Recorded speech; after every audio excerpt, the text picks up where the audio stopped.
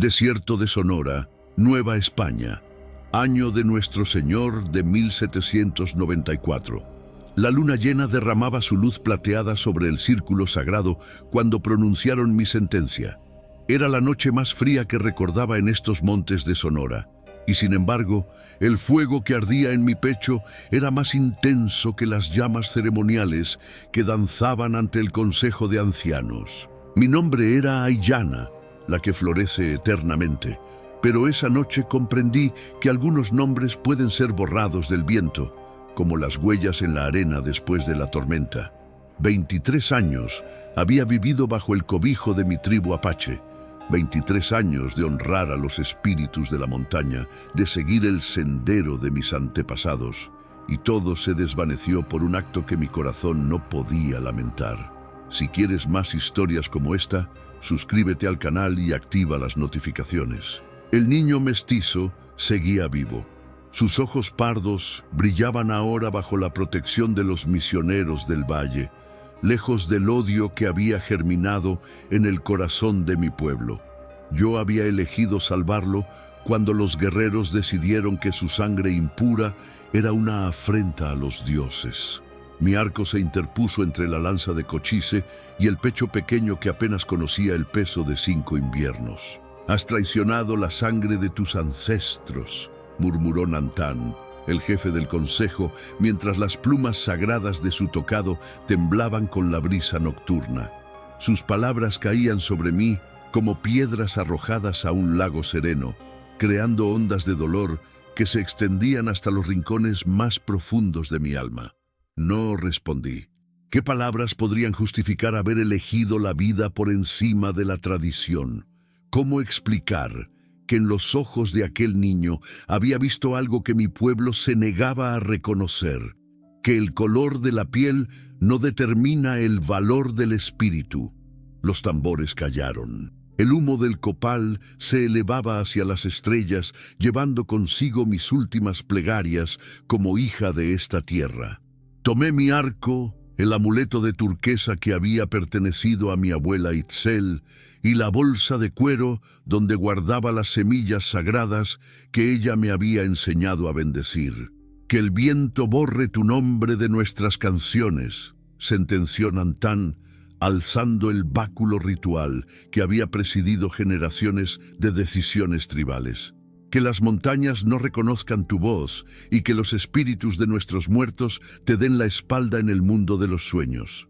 Caminé hacia el límite del círculo sagrado, donde la luz del fuego se desvanecía y comenzaba la vastedad del desierto nocturno. Cada paso resonaba en mi pecho como el latido final de un corazón que se prepara para morir. Al cruzar la frontera invisible que separaba mi hogar del destierro, sentí que algo se quebraba dentro de mí. No solo mi corazón, sino la conexión ancestral que me unía a esta tierra que había sido mía desde el primer aliento.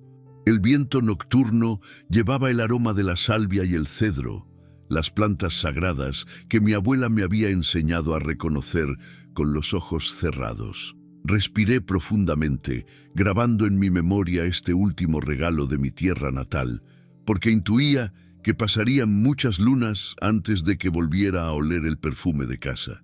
Mientras me alejaba, escuché el canto funeral que entonaban por mí, como si hubiera muerto esa noche bajo la luna llena. Tal vez así fue. Tal vez la Ayllana que había sido murió en aquel círculo sagrado para que otra pudiera nacer en el desierto de la soledad. Pero lo que no sabía entonces era que el destierro sería solo el primer paso hacia un destino que los propios espíritus habían tejido en secreto. 3 días llevaba caminando bajo el sol implacable de Sonora cuando encontré la cueva que cambiaría el rumbo de mi destino. La sed había comenzado a jugar con mi mente, creando espejismos de lagos cristalinos donde solo había arena y rocas agrietadas. Mis labios estaban partidos como corteza seca, y la piel de mis manos se había tornado del color del cuero viejo. La cueva se abría como una boca en la ladera rocosa, ofreciéndome la primera sombra verdadera desde que comenzó mi exilio. Al deslizarme en su interior, El aire fresco acarició mi rostro como las manos tiernas de mi abuela Itzel cuando era niña y la fiebre me consumía durante los inviernos duros. Fue entonces cuando las vi, las pinturas, rojas como la sangre, ocres como la tierra en otoño, blancas como los huesos blanqueados por el tiempo. Las figuras danzaban en las paredes de piedra con una vitalidad que desafiaba los siglos transcurridos desde que algún artista ancestral las había trazado con dedos reverentes. Pero una imagen me detuvo el corazón, una mujer apache, inconfundible por sus trenzas adornadas con plumas y su arco curvado, que caminaba sola bajo un cielo poblado de estrellas. Debajo de la figura, símbolos que no reconocía formaban una espiral que parecía contar una historia. Pasé los dedos sobre las líneas grabadas y por un instante juro que sentí el pulso de la roca bajo mis palmas, como si la montaña misma tuviera corazón.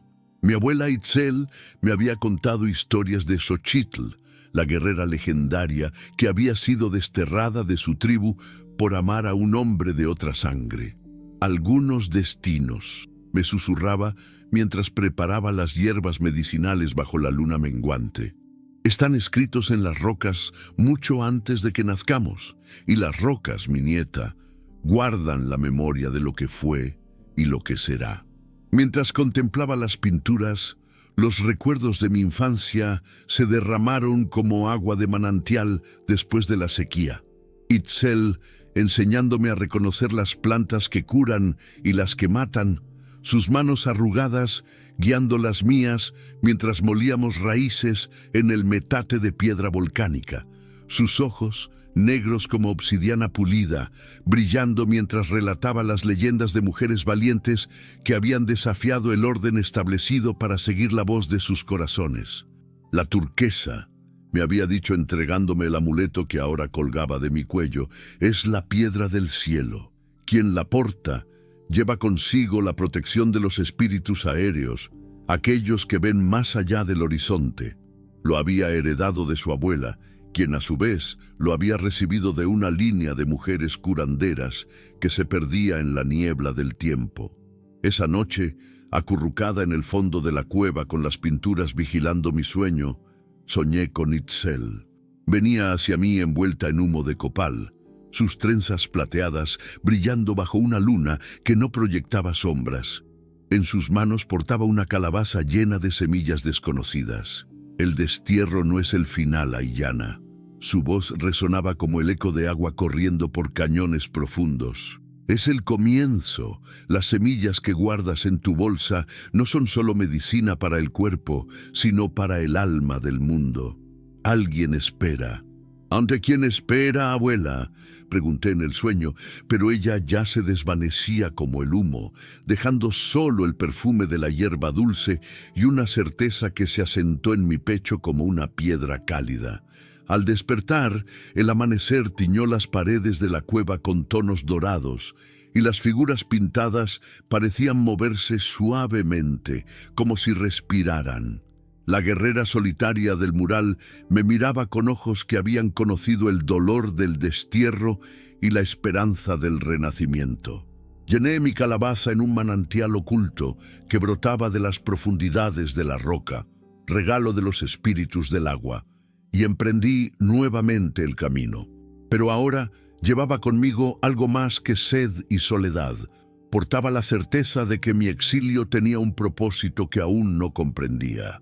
El sol ascendía sobre las montañas distantes cuando divisé en el horizonte los muros encalados y las torres de una hacienda. El destino me llamaba desde aquella construcción, que se alzaba como un espejismo sólido en medio de la vastedad.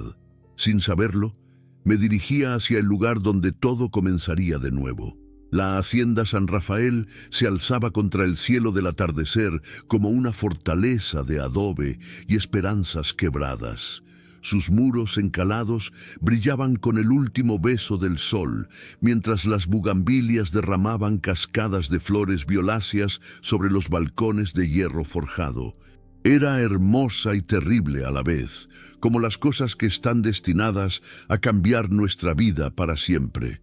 Llegué a ella tambaleándome, con los labios resecos y el espíritu tan árido como las tierras que había atravesado.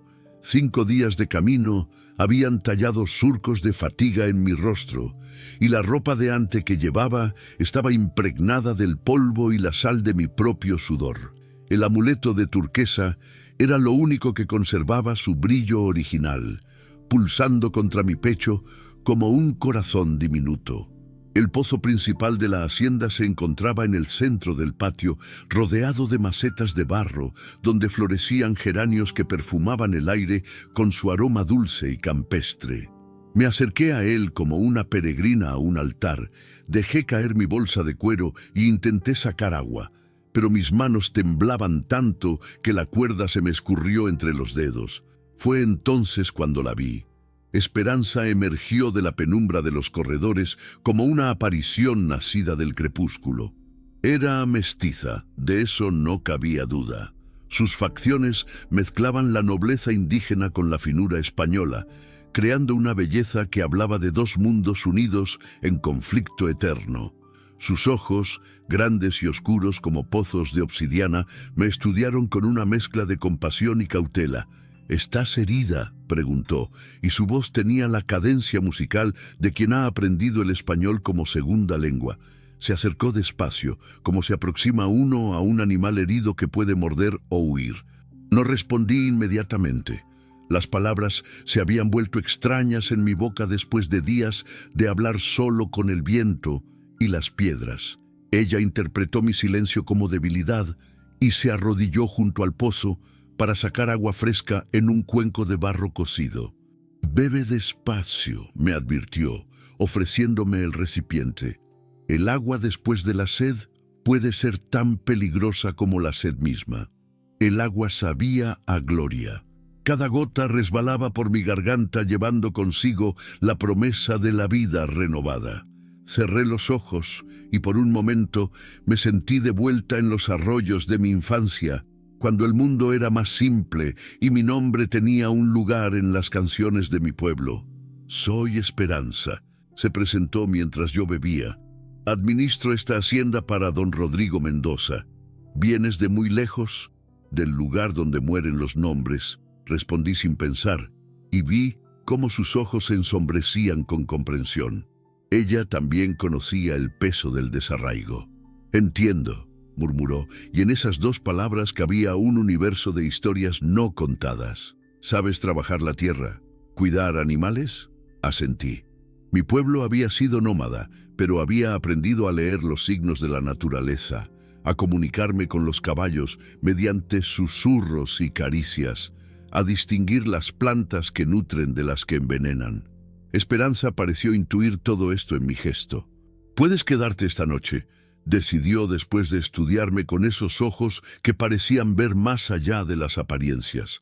«Los establos necesitan una mano extra y hay algo en ti que me resulta familiar».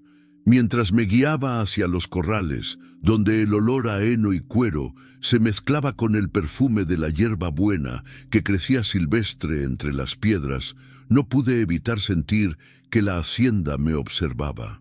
Las ventanas de la casa principal eran como ojos entrecerrados que guardaban secretos, y en el aire flotaba una tensión indefinible como la que precede a las tormentas de verano.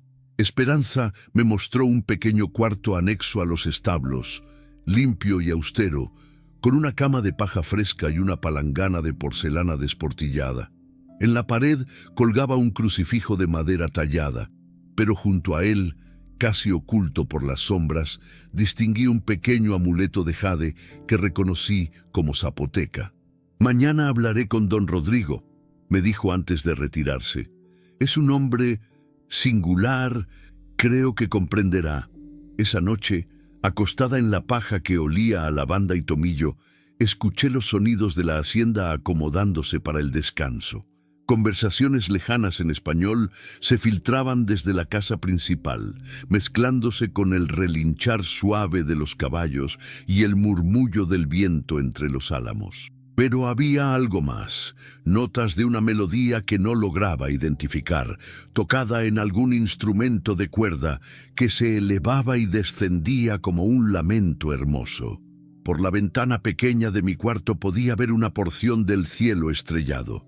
Las mismas estrellas que había contemplado desde mi cueva de exilio, las mismas que habían brillado sobre mi tribu la noche de mi destierro. Pero ahora parecían más cercanas, como si la hacienda fuera un lugar donde el cielo y la tierra se tocaran con más intimidad.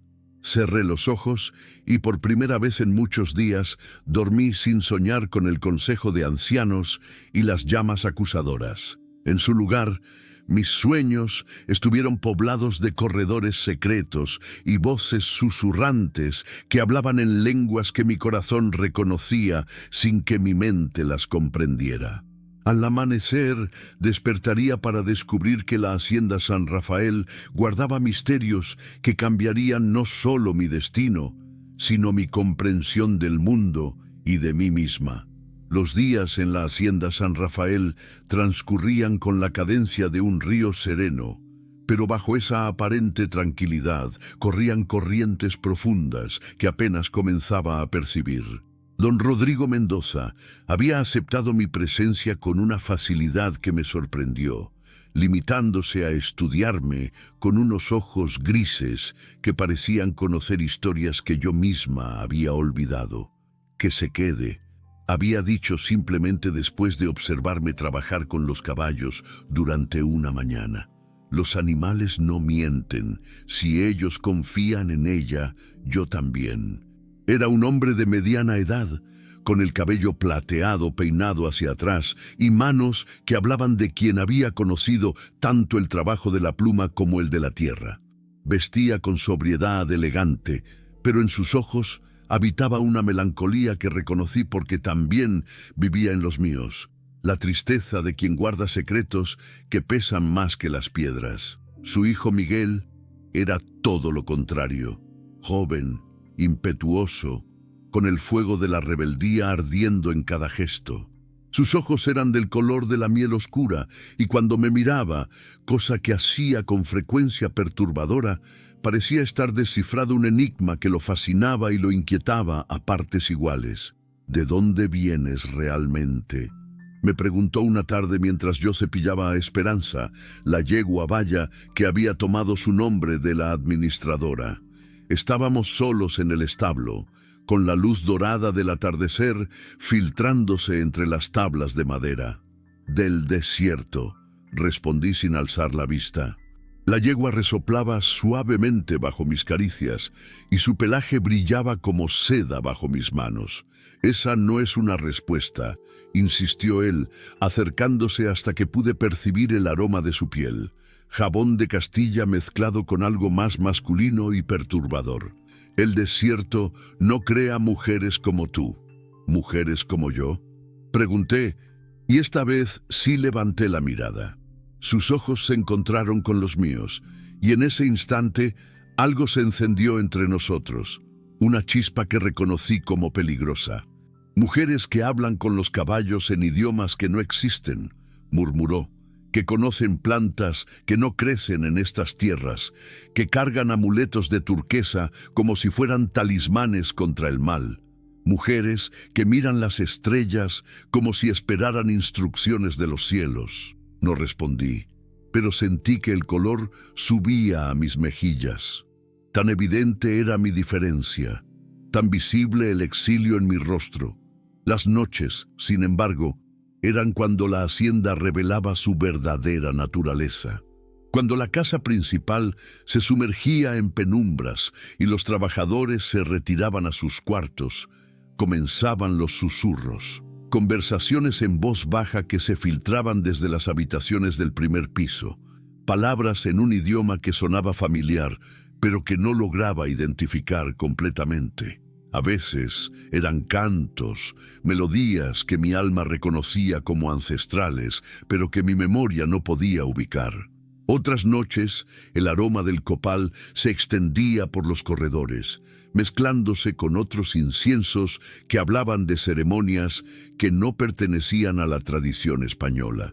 Una noche, Movida por una curiosidad más fuerte que la prudencia, decidí investigar.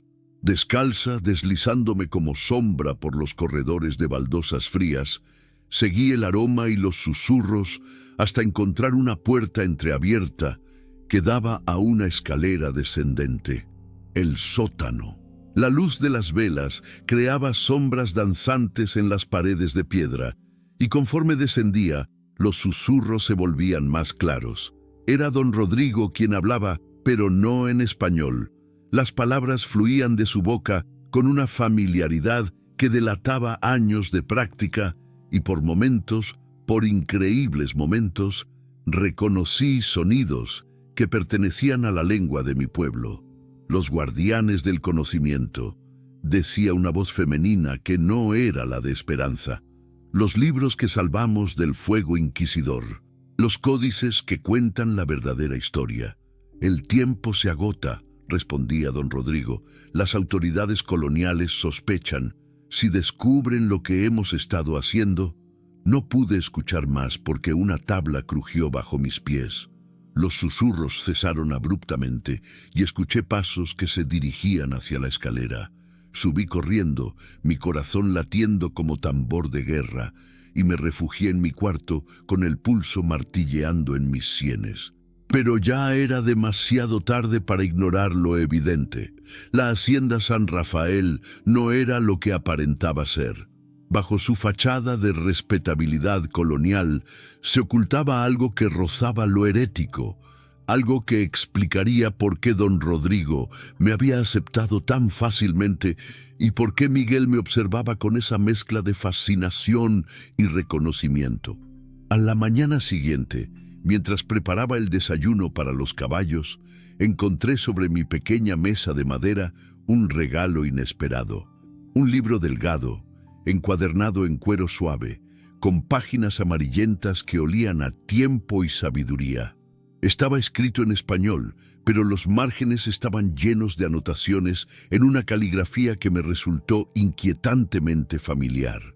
Era un tratado sobre plantas medicinales, plantas que yo conocía, cuyas propiedades mi abuela me había enseñado, pero aquí descritas con una precisión científica que delataba años de estudio cuidadoso.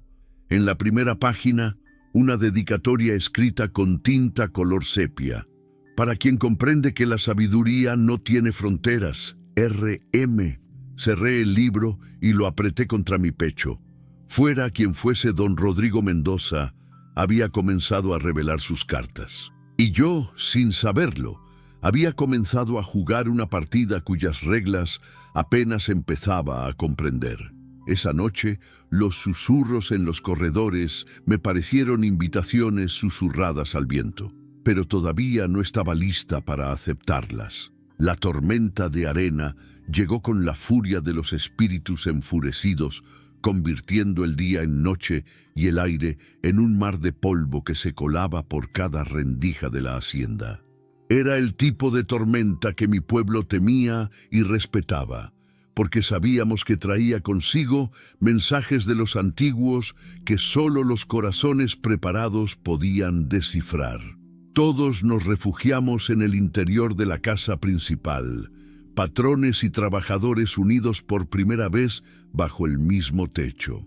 Don Rodrigo había dado órdenes de que se abrieran todas las habitaciones disponibles, y la casa se llenó con una mezcla inusual de conversaciones en español, zapoteco y las pocas palabras de apache que yo había susurrado sin darme cuenta.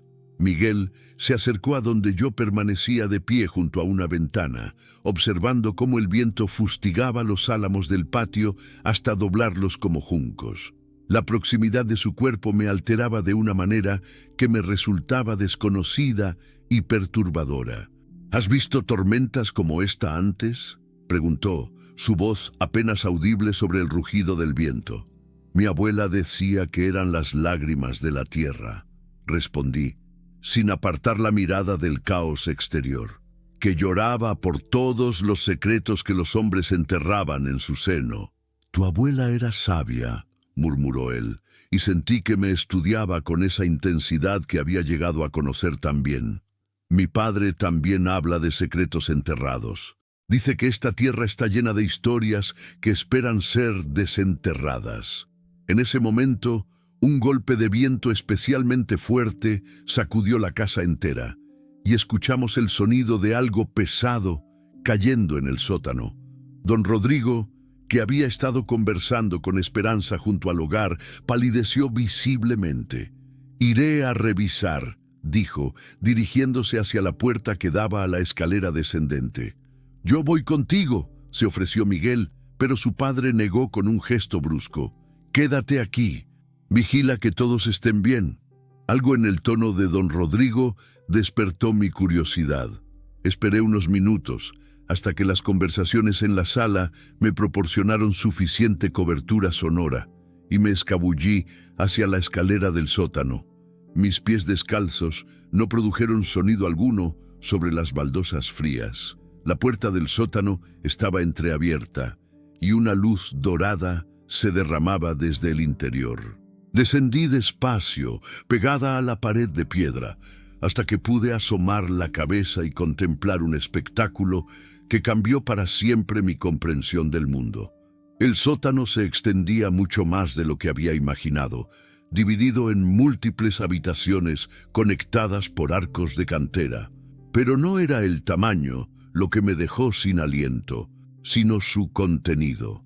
Las paredes estaban cubiertas de estanterías que llegaban hasta el techo, repletas de códices, libros y pergaminos. Objetos ceremoniales de jade, obsidiana y oro se exhibían en vitrinas de cristal, y mapas enormes cubrían mesas de madera labrada. Era una biblioteca, pero también un museo, un archivo, un santuario dedicado a preservar lo que otros habían intentado destruir. Don Rodrigo se encontraba frente a una estantería que había colapsado parcialmente debido al viento, recogiendo con cuidado reverente los libros esparcidos. Pero no estaba solo. Una mujer anciana, de cabello blanco como la espuma del mar y ojos que brillaban con la sabiduría de los siglos, lo ayudaba a rescatar los volúmenes caídos. «Los códices mayas están intactos», murmuraba ella en un español teñido de acento indígena. «Pero el mapa estelar de los apaches se ha manchado con la humedad». Mi corazón se detuvo. ¿Un mapa estelar apache en el sótano de una hacienda española? «Podremos restaurarlo», respondía don Rodrigo. «Tenemos tiempo». Lo que me preocupa es que cada día hay más presión de las autoridades coloniales. Ayer recibí otra carta del obispo preguntando por los objetos paganos que supuestamente albergo. «Los tiempos están cambiando, don Rodrigo», suspiró la anciana. «Pero nuestra misión no puede fallar. Demasiados conocimientos se han perdido ya en las hogueras de la Inquisición». Fue en ese momento cuando mi pie tropezó con un escalón suelto. El ruido resonó en el sótano como un trueno, y ambos se volvieron hacia la escalera. Durante un instante que pareció eterno, los ojos grises de don Rodrigo se encontraron con los míos, y vi en ellos no ira o sorpresa, sino una especie de reconocimiento melancólico. «Baja, Ayana», dijo suavemente. «Creo que ha llegado el momento de que conozcas la verdad». Descendí el resto de la escalera con las piernas temblorosas, sintiéndome como quien camina hacia su destino. La anciana me estudió con ojos que parecían leer no solo mi presente, sino mi pasado y mi futuro. «Así que esta es la mujer apache de la que me hablaste», murmuró, y en su voz había algo que sonaba a profecía cumplida. «La que lleva el amuleto de turquesa de Itzel, la sanadora». El mundo se tambaleó a mi alrededor. «¿Conociste a mi abuela?» «La conocí», respondió la anciana con una sonrisa que era triste y hermosa a la vez. «Y ella me habló de ti muchas lunas antes de que nacieras. Me dijo que llegaría el día en que su nieta encontraría el lugar donde convergen todos los caminos». Don Rodrigo se acercó despacio, como quien se aproxima a un animal asustado. «Mi nombre completo es Rodrigo Mendoza Ixochitl. Soy descendiente directo de Hernán Mendoza, conquistador español, y de Xochitl Itzel, princesa apache que se convirtió en su esposa en secreto hace 200 años. El amuleto de turquesa ardía contra mi pecho como si hubiera cobrado vida propia. Las piezas de un rompecabezas cósmico comenzaban a encajar, revelando un dibujo que desafiaba todo lo que había creído saber sobre mi historia, mi destierro y mi propósito en el mundo. «Esta no es una hacienda común», continuó don Rodrigo con voz quebrada por la emoción. «Es un refugio donde preservamos los conocimientos ancestrales que la colonia intenta borrar. Códices mayas, astronomía azteca, medicina apache, filosofía zapoteca, todo lo que representa la sabiduría verdadera de estas tierras».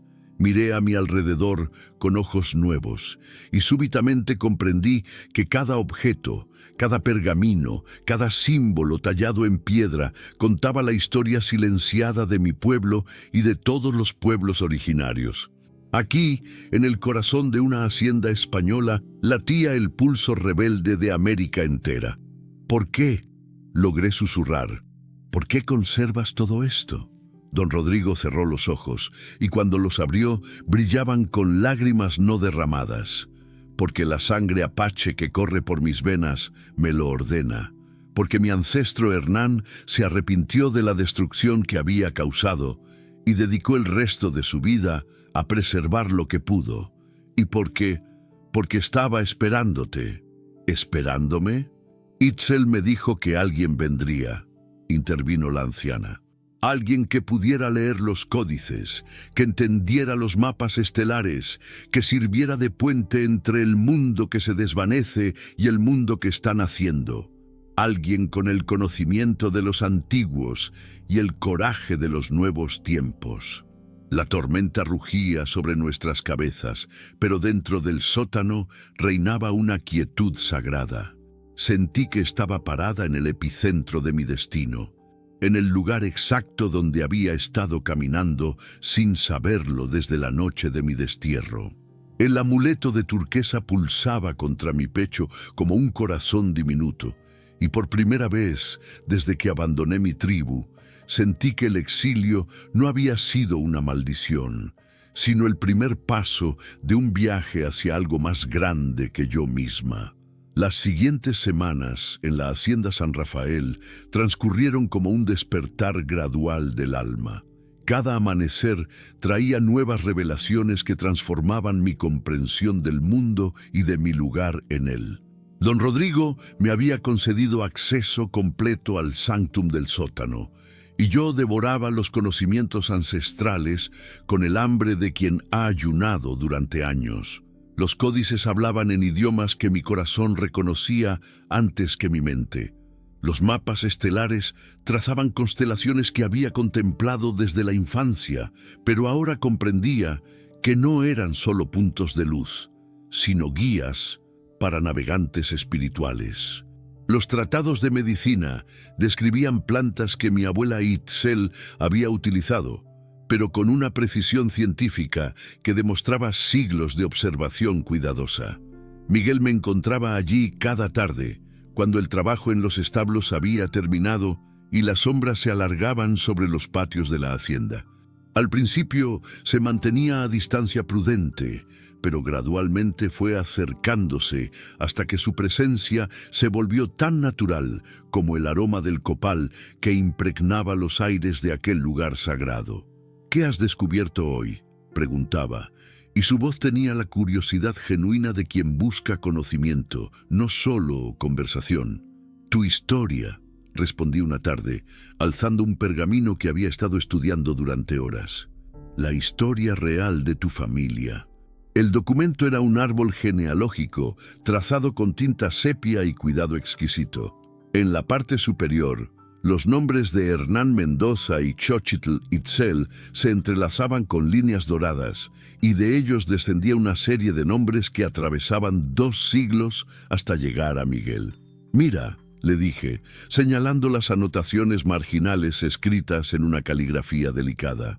«Tu ancestro Xochitl no era solo una princesa apache, era la guardiana suprema de los conocimientos astronómicos de su pueblo, la que interpretaba el lenguaje de las estrellas para guiar las decisiones de la tribu. Miguel se acercó más, tanto que pude sentir el calor de su cuerpo irradiando hacia el mío. Sus dedos rozaron el pergamino junto a los míos, y ese contacto inocente envió ondas de electricidad por todo mi ser.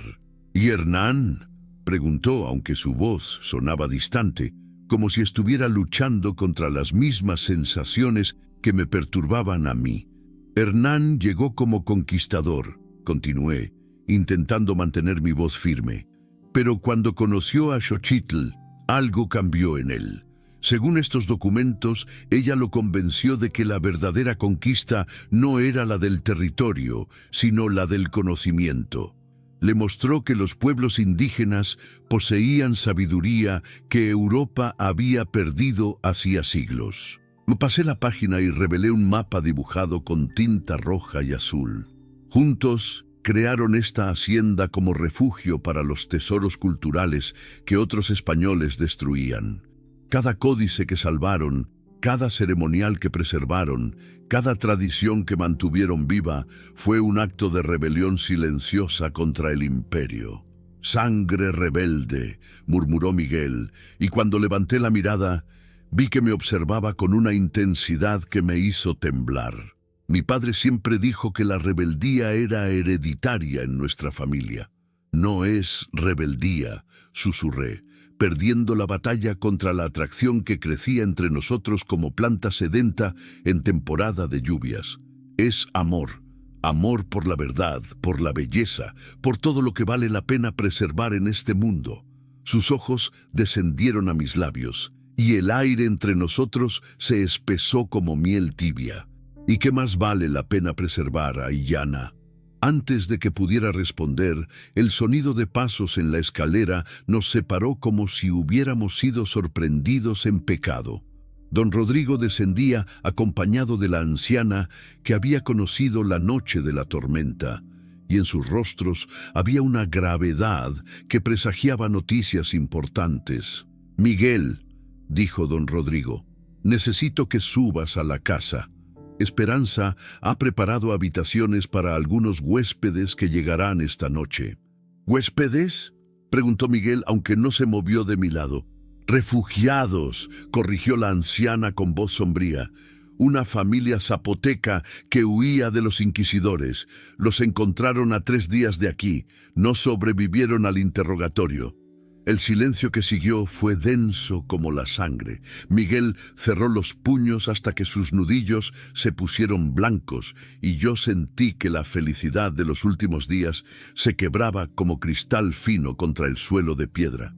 «¿Cuántos más tienen que morir?», murmuró Miguel con voz ronca. «¿Cuántas familias más deben ser destruidas por preservar conocimientos que deberían ser patrimonio de toda la humanidad?». Don Rodrigo puso una mano en el hombro de su hijo, y en ese gesto había siglos de dolor heredado. «Esa es la pregunta que me he hecho durante 30 años, hijo, y la respuesta siempre es la misma. Uno menos si nosotros no nos rendimos».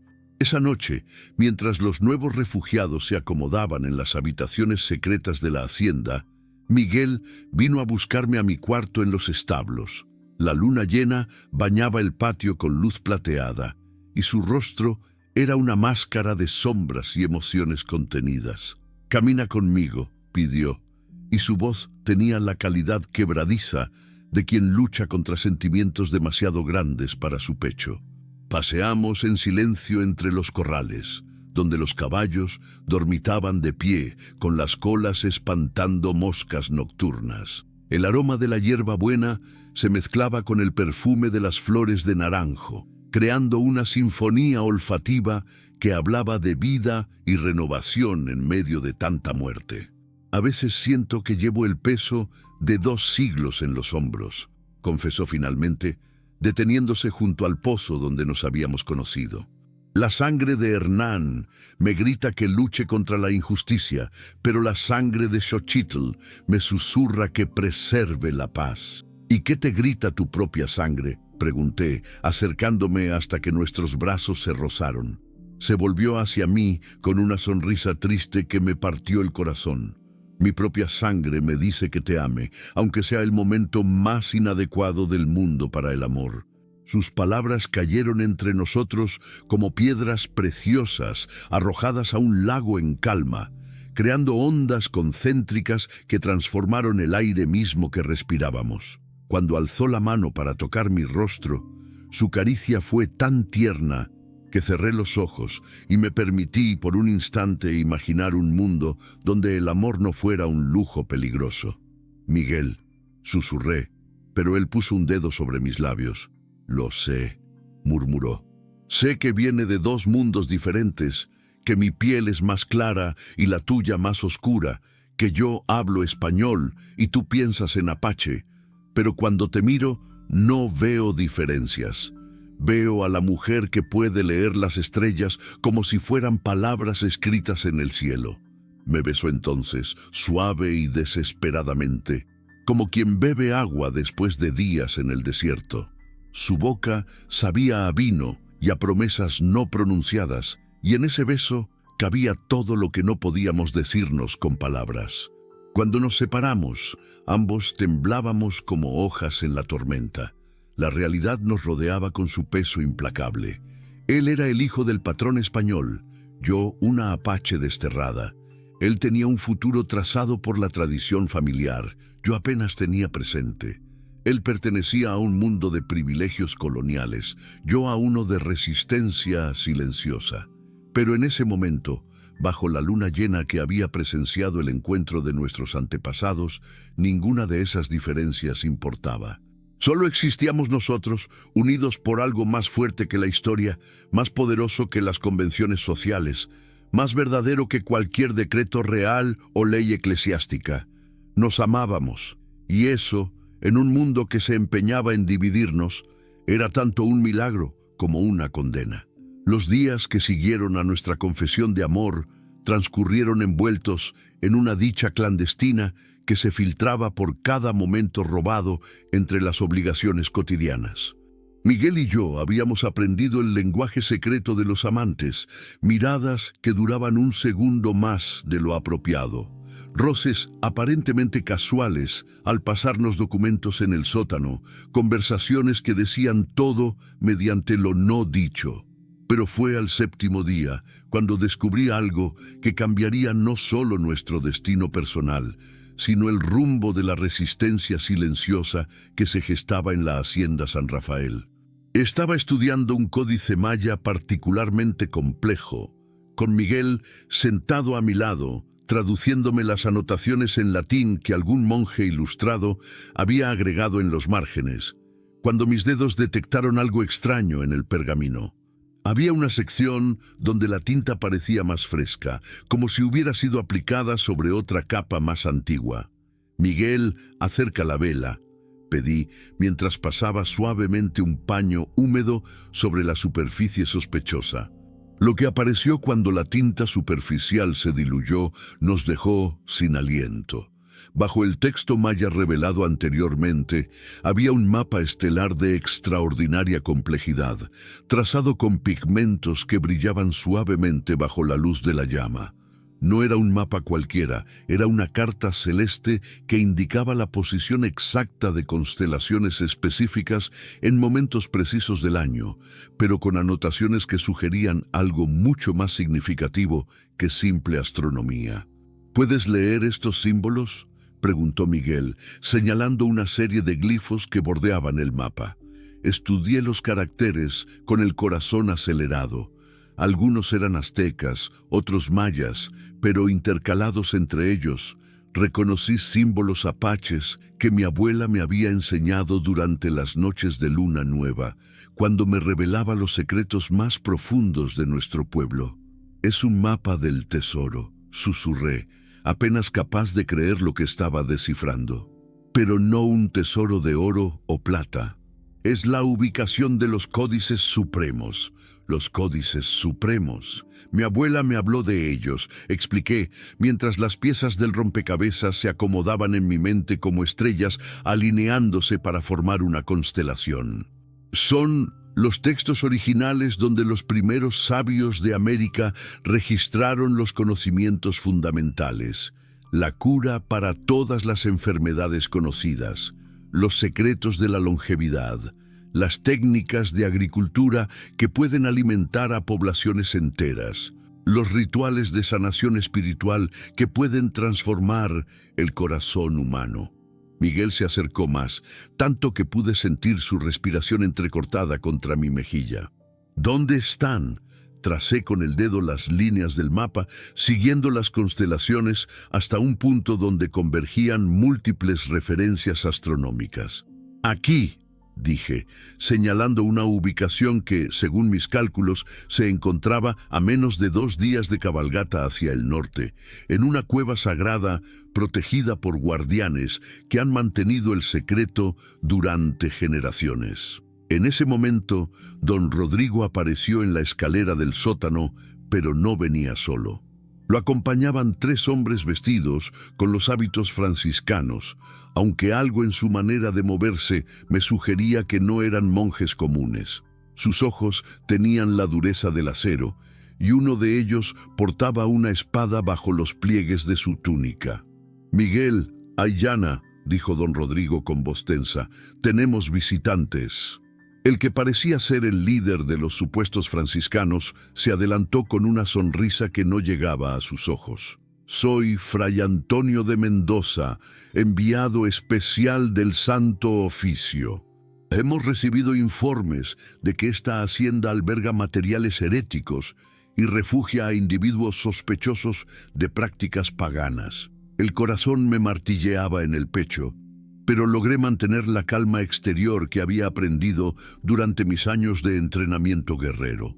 Discretamente, deslicé el códice con el mapa estelar debajo de otros pergaminos, esperando que el movimiento pasara desapercibido.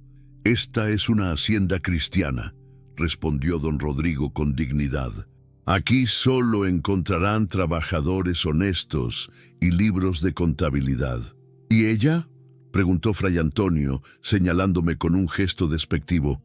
«¿Qué hace una india en los aposentos privados de su familia?» «Es una trabajadora», intervino Miguel con voz firme, colocándose ligeramente delante de mí en un gesto protector que no pasó desapercibido para los inquisidores. «Se encarga de los caballos». «¿Una india que lee?», murmuró otro de los supuestos monjes, observando los pergaminos esparcidos sobre la mesa. «¡Qué inusual!». La tensión en el sótano se espesó como miel enfriándose. Sabía que un movimiento en falso, una palabra inadecuada, podría desatar la tormenta que destruiría todo lo que don Rodrigo había construido durante décadas. Fue entonces cuando la anciana sabia apareció en lo alto de la escalera, pero había algo diferente en ella. Se había transformado. Ya no era la guardiana de conocimientos ancestrales, sino una indígena humilde que portaba una canasta de hierbas medicinales. «Perdón, patrón», dijo con voz temblorosa y acento marcado. «Vine a buscar la pomada para el caballo enfermo». Era una actuación magistral. En segundos, había transformado el sótano biblioteca en una simple bodega donde se almacenaban remedios veterinarios, y mi presencia allí quedaba justificada como la de una cuidadora de animales en busca de medicinas. Los inquisidores intercambiaron miradas desconfiadas, pero la explicación era plausible. Después de revisar superficialmente algunos de los libros más inocuos de la colección, tratados de agricultura y contabilidad que don Rodrigo había colocado estratégicamente en los estantes más visibles, se retiraron con promesas veladas de regresar. Cuando sus pasos se perdieron en la escalera, el silencio que siguió fue más elocuente que cualquier palabra. Todos comprendíamos que el tiempo se agotaba. La red de protección que había mantenido seguro el refugio durante tantos años comenzaba a deshilacharse. «Tenemos que sacar los códices más importantes», dijo don Rodrigo con voz grave. «Y pronto». Miré el mapa estelar que había estado oculto durante siglos, esperando que alguien fuera capaz de leerlo. El destino había puesto en mis manos no solo la clave para encontrar los códices supremos, sino la responsabilidad de decidir qué hacer con ese conocimiento. «Hay un lugar», dije finalmente, «un lugar donde estarán seguros hasta que lleguen tiempos mejores. Don Rodrigo me miró con ojos que brillaban con lágrimas no derramadas. ¿Estás segura, Aiyana? Una vez que demos ese paso, no habrá vuelta atrás. Miré a Miguel, cuyo amor había despertado en mí el coraje que no sabía que poseía. Pensé en mi abuela Itzel, en las generaciones de mujeres sabias que habían guardado secretos para entregarlos en el momento preciso. Recordé mi destierro, que ahora comprendía había sido el primer paso hacia este momento. «Estoy segura», respondí. «Es hora de que los códices supremos regresen a casa». Esa noche, mientras la hacienda dormía con el sueño intranquilo de quien sabe que está siendo observado, comencé a planear la expedición más peligrosa de mi vida. Una expedición que nos llevaría al corazón de las montañas sagradas, donde el conocimiento ancestral esperaba ser desenterrado para iluminar un mundo sumido en sombras. Pero no sabía que entre las sombras se ocultaba una traición que pondría en peligro no solo nuestra misión, sino el amor que había comenzado a crecer entre Miguel y yo, como flor silvestre en terreno árido. Los preparativos para la expedición se desarrollaron en el secreto más absoluto durante las siguientes semanas. Don Rodrigo utilizó sus contactos entre comerciantes de confianza para reunir provisiones sin despertar sospechas, mientras yo estudiaba cada detalle del mapa estelar hasta memorizar cada símbolo, cada referencia astronómica que nos guiaría hacia los códices supremos. Miguel se convirtió en mi compañero constante en estas preparaciones, y nuestra intimidad creció como río que se engrosa con las lluvias de temporada. Cada noche encontrábamos excusas para caminar juntos por los jardines de la hacienda, donde las gardenias llenaban el aire con su perfume embriagador y las luciérnagas danzaban como estrellas caídas entre los rosales. ¿No tienes miedo?, me preguntó una noche mientras permanecíamos sentados junto a la fuente del patio principal, con mis manos entre las suyas y la luna llena reflejándose en el agua quieta. «Tengo terror», confesé, porque había aprendido que con Miguel podía ser completamente honesta. Pero mi abuela decía que el miedo y el valor no son opuestos, sino compañeros de viaje. El valor no es la ausencia del miedo, sino la decisión de actuar a pesar de él. Sus dedos acariciaron mis nudillos con una ternura que me provocaba escalofríos por todo el cuerpo. «Si algo te pasara en esa expedición, yo no podría...» «No va a pasarme nada», lo interrumpí, aunque sabíamos que era una promesa que no estaba en mi poder cumplir. «Y si algo ocurre, quiero que sepas que estos días contigo han sido los más felices de mi vida». Me besó entonces con una desesperación que hablaba de todos los besos que tal vez no tendríamos oportunidad de compartir. Sus labios tenían el sabor del vino que habíamos bebido durante la cena, mezclado con la sal de lágrimas que ninguno de los dos había derramado, pero que ambos sentíamos crecer en nuestras gargantas. «Aiyana», murmuró contra mi boca, «hay algo que debo confesarte». Algo en su tono me alertó. Me separé ligeramente para mirarlo a los ojos, y vi en ellos una turbulencia que no había estado allí antes. «¿Qué ocurre?» «He estado escribiendo cartas», confesó, y su voz sonaba como la de un hombre que se confiesa antes de morir. «Cartas a autoridades coloniales en la Ciudad de México». El mundo se detuvo a mi alrededor. El sonido del agua corriendo en la fuente se volvió ensordecedor. El perfume de las gardenias se transformó en algo asfixiante y los ojos de Miguel se convirtieron en los de un extraño. «¿Qué has hecho?» «Escúchame, por favor», suplicó, sujetando mis manos cuando intenté apartarme. «No es lo que piensas. Las cartas son una estrategia. Mi padre y yo las planeamos juntos». Pero yo ya no podía escucharlo. La traición se derramaba por mi pecho como hierro fundido, quemando todo a su paso. Los recuerdos de mi destierro se agolparon en mi mente. La sensación de ser juzgada injustamente, el dolor de descubrir que quienes más confiaba podían volverse contra mí, la soledad abyecta del exilio. «Me utilizaste», susurré, levantándome de la fuente con piernas que apenas me sostenían. Todo esto, tus besos, tus promesas, era para obtener información. «No», exclamó, poniéndose de pie y tratando de alcanzarme. «Te amo, Ayanna. Todo lo que he sentido contigo es real». Pero yo ya corría hacia los establos, con el corazón partiéndose en pedazos que cortaban como vidrio cada respiración. Me encerré en mi pequeño cuarto y lloré como no había llorado desde la noche de mi destierro, con sollozos que salían de las profundidades de mi alma y que hablaban no solo de la traición presente, sino de todas las traiciones que había conocido en mi vida. No dormí esa noche.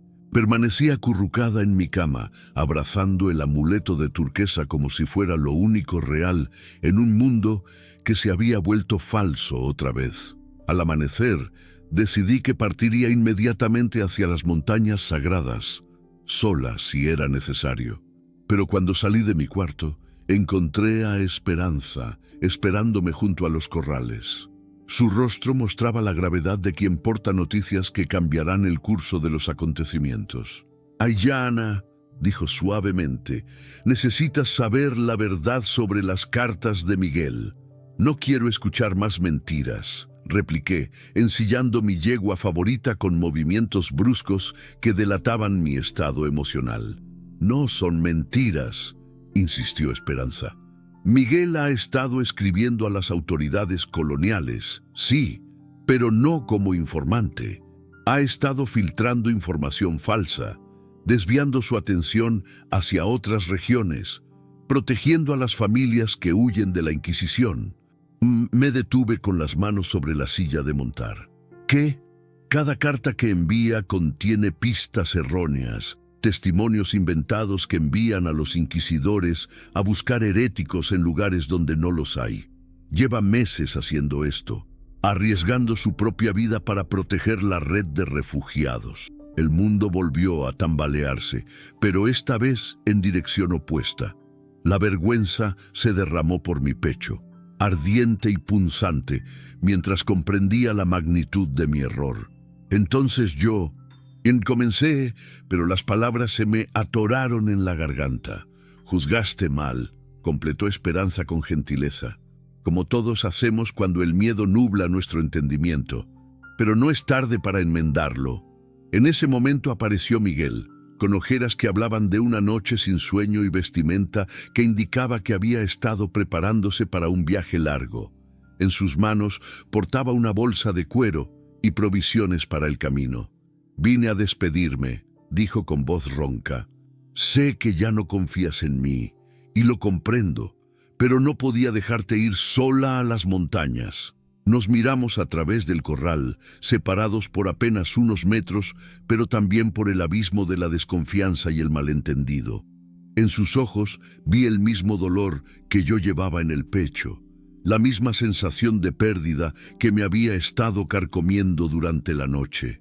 «Miguel», susurré, dando un paso hacia él. «Perdóname». «No tienes nada que perdonar», respondió, aunque su voz temblaba con emoción contenida. «Tienes todo el derecho de dudar. En estos tiempos, la traición es más común que la lealtad. Pero tú no me traicionaste», dije, acercándome más hasta que pude tocar su rostro con manos que temblaban por igual de alivio y amor. «Fuiste más valiente de lo que yo fui capaz de ver». Nos abrazamos allí en el corral, con el sol matutino iluminando nuestros rostros y los caballos relinchando suavemente a nuestro alrededor, como si bendijeran nuestra reconciliación. El beso que compartimos sabía a perdón y a promesas renovadas, a amor que había sobrevivido la primera prueba real de confianza.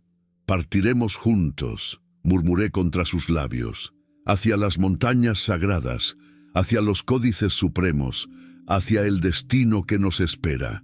«Juntos», confirmó él, y en esa palabra cabía todo lo que necesitábamos saber sobre nuestro futuro. Pero ninguno de nosotros sabía que aquella mañana sería la última que pasaríamos en la hacienda San Rafael, ni que los acontecimientos que estaban por desatarse pondrían a prueba no solo nuestro amor, sino nuestra supervivencia misma. El sol apenas había comenzado a teñir las montañas de oro rosado cuando el estruendo de cascos de hierro despertó a toda la hacienda. No era el galope pausado de los trabajadores que partían hacia los campos, sino el ritmo marcial de una patrulla militar que se aproximaba con intenciones que no auguraban nada bueno. Desde la ventana de mi cuarto en los establos pude contar 12 jinetes armados que se dirigían hacia la casa principal como aves rapaces que han olido carroña. Mi corazón se aceleró con la certeza instintiva de que el peligro que habíamos estado anticipando finalmente había llegado a nuestras puertas. Miguel apareció en mi puerta sin llamar, con el cabello revuelto y la camisa a medio abrochar. «Tenemos que sacar los códices», dijo sin preámbulos. «Ahora mismo». «¿Qué sabes?», pregunté mientras me calzaba las botas de cuero que había preparado para el viaje hacia las montañas. Esperanza escuchó conversaciones en el pueblo. Alguien envió información detallada sobre nuestras actividades a las autoridades coloniales. Saben exactamente qué buscar y dónde encontrarlo. Un frío terrible se instaló en mi estómago. ¿Quién? ¿Quién nos traicionó? Antes de que Miguel pudiera responder, escuchamos voces alzadas provenientes del patio principal. Don Rodrigo discutía con alguien cuya autoridad se evidenciaba en el tono imperioso de sus palabras. Nos acercamos cautelosamente a la puerta para escuchar.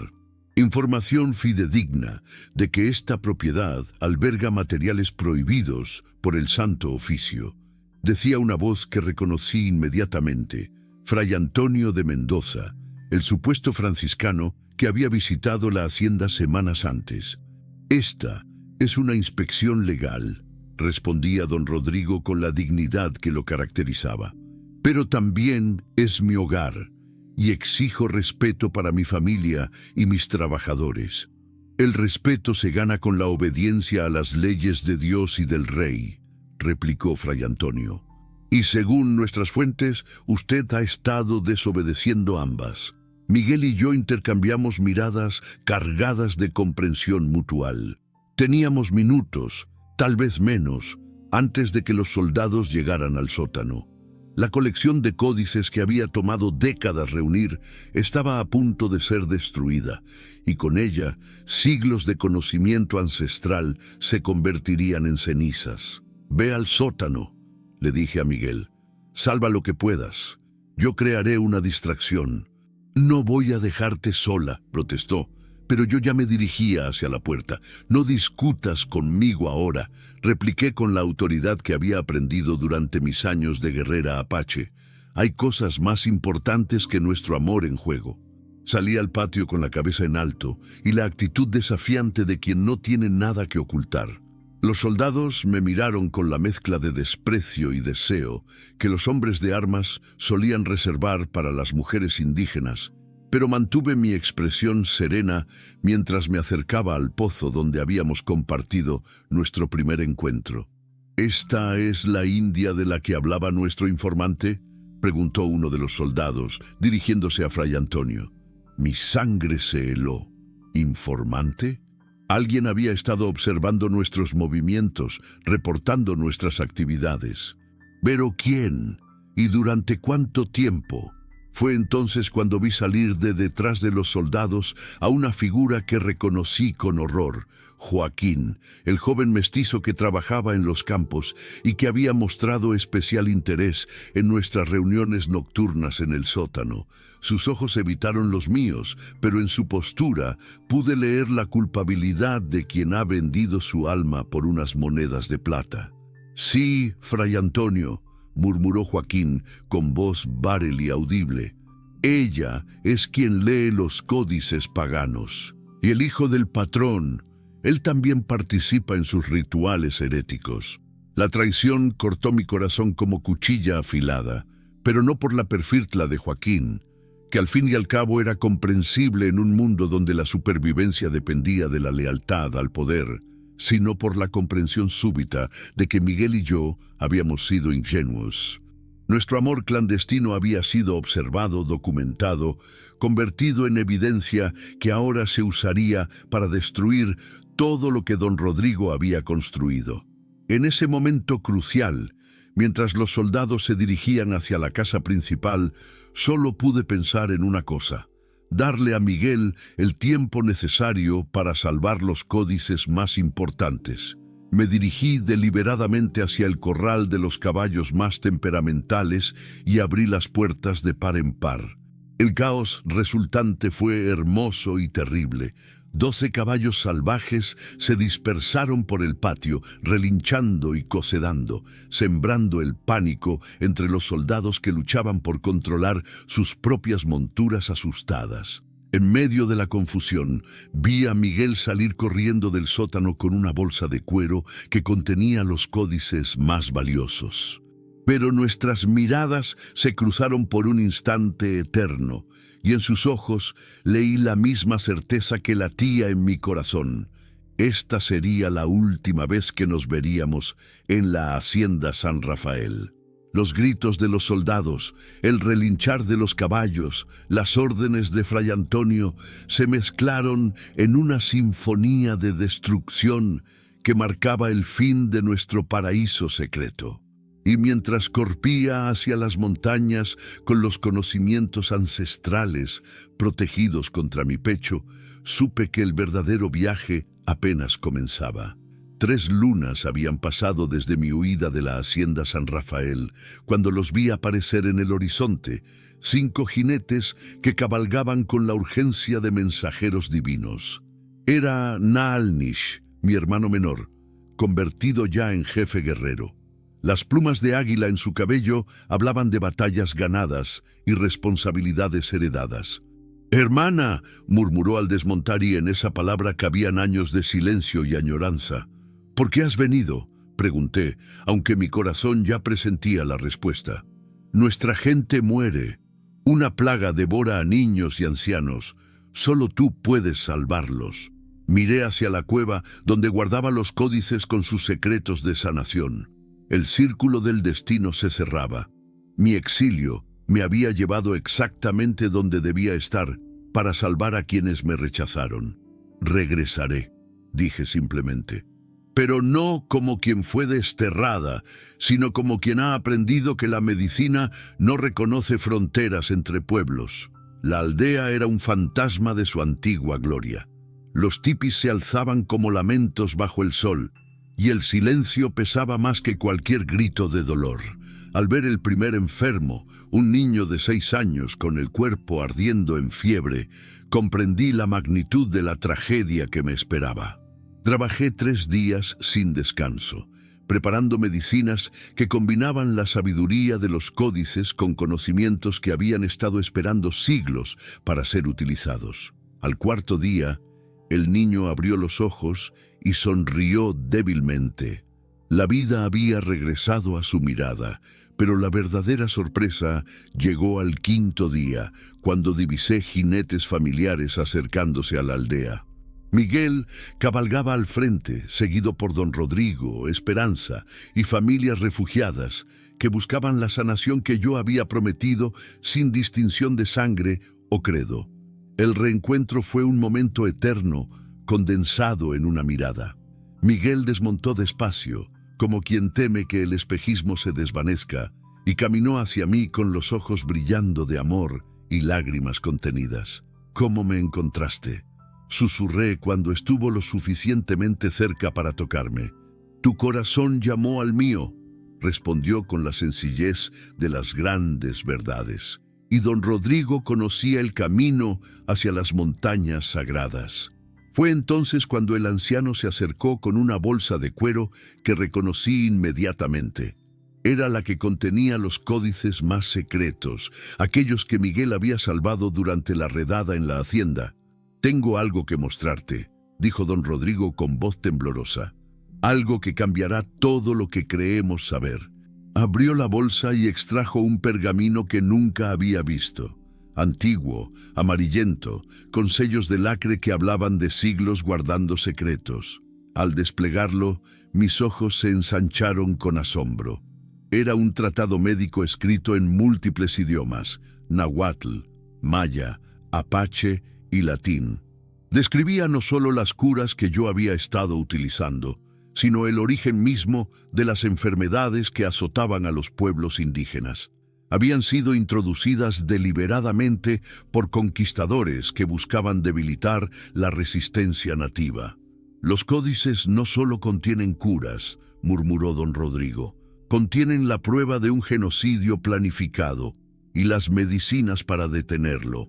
En ese momento comprendí que mi destino no era solo sanar cuerpos enfermos, sino exponer una verdad que podría cambiar el curso de la historia.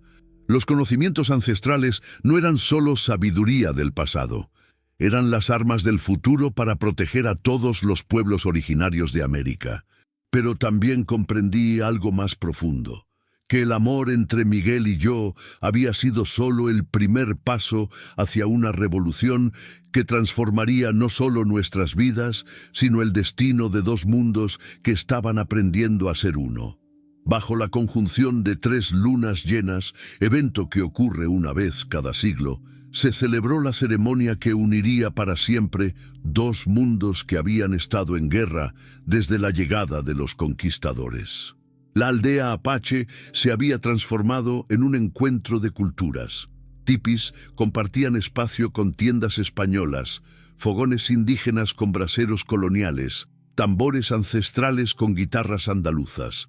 Era hermoso y revolucionario, la materialización de un sueño que parecía imposible apenas meses antes. Yo permanecía en el centro del círculo sagrado, vestida con el huipil ceremonial que había pertenecido a mi abuela Itzel, pero adornada también con los encajes españoles que Esperanza había bordado para mí. En mis manos sostenía los códices que contenían las curas definitivas, y en mi corazón llevaba la certeza de que este momento cambiaría la historia. Miguel se acercó caminando entre representantes de ambos mundos, ancianos apaches que habían aceptado el perdón como camino hacia la sanación, colonos españoles que habían elegido la convivencia por encima de la dominación, mestizos que por primera vez en sus vidas no tenían que elegir entre sus dos herencias.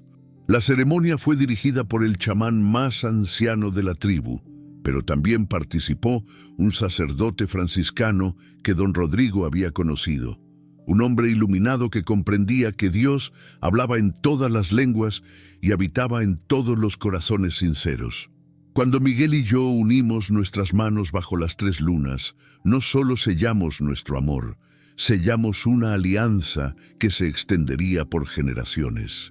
Nuestros hijos crecerían hablando apache y español con igual fluidez, honrando tanto a los espíritus de la montaña como al Dios de los cielos, sanando con plantas sagradas y rezando con rosarios benditos.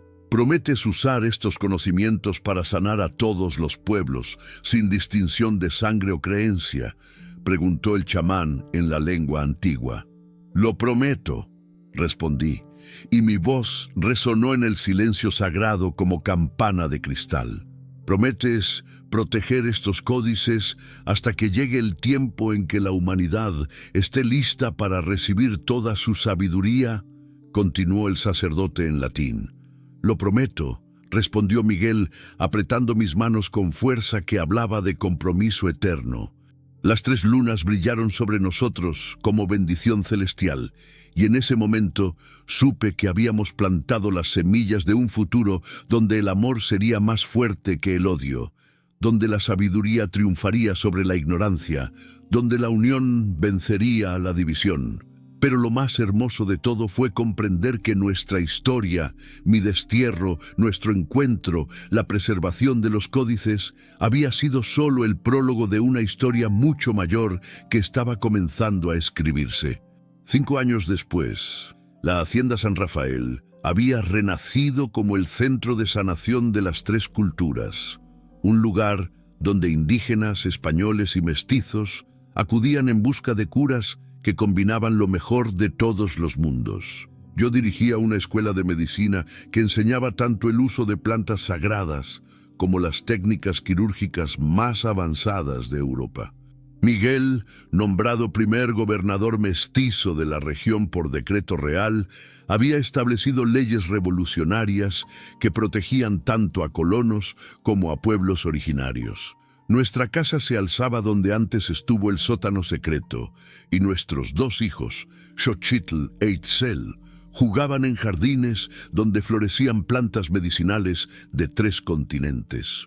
En mis brazos sostenía a nuestro tercer hijo, recién nacido bajo la luna llena que había presidido tantos momentos cruciales de mi vida. Sus ojos tenían el color de la miel como su padre, pero su mirada poseía la profundidad ancestral que reconocí como herencia de mi pueblo.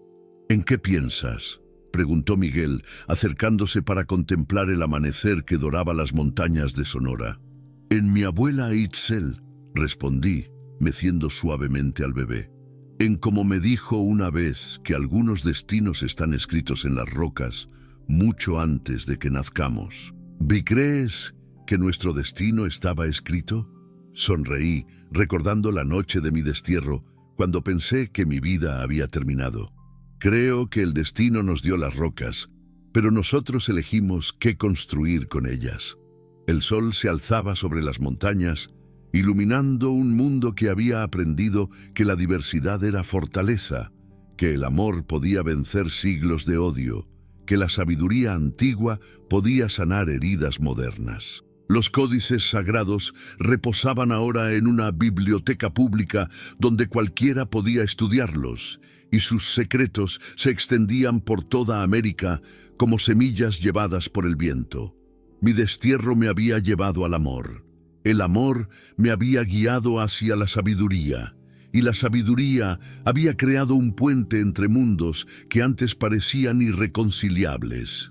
Mientras contemplaba el amanecer con mi familia reunida a mi alrededor, supe que nuestra historia no había terminado. Apenas comenzaba, porque habíamos plantado semillas que crecerían durante generaciones, y cada niño nacido de esta unión entre culturas sería un paso más hacia un mundo donde la diferencia fuera celebrada y no temida. El viento matutino llevaba el aroma de las hierbas medicinales, mezclado con el perfume de las rosas castellanas, y en esa fusión de aromas reconocí la esencia misma de lo que habíamos construido. Un jardín donde todas las plantas podían florecer juntas, creando una belleza que ninguna podría alcanzar en soledad. Esto no es solo una historia de amor entre una mujer apache y un hombre español en el México colonial.